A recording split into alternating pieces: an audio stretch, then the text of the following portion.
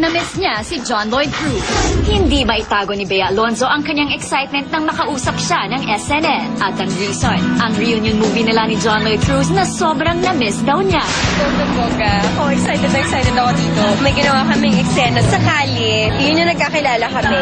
Parang match ulit sa akin, personally, with John Lloyd. Dagdag pa ni Bea, hindi lang daw ang on-screen na tambalan nila ang nanumbalik in this movie, pero pati na rin daw ang friendship nilang dalawa. Tagal namin hindi nagkatrabaho. Tagal namin na hindi naman kami nagkakonton, so hindi na kami ganun ka-close as before. So ngayon, parang bago ulit. Parang first time ko ulit siya katrabaho. Yung video namin, parang naramdaman ko, na-miss ko to, na-miss ko katrabaho si Lloydie. Yung, nandun ulit. Parang katuwa.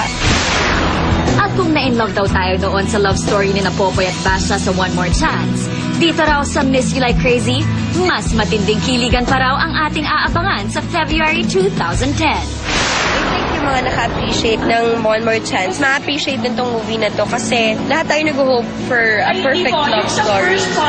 So, itong movie na yon, feeling ko, makakasagot nun. Yung ang sarap may in love na mahirap. So, yun yung theme ng movie eh. Ang ganda ng story talaga.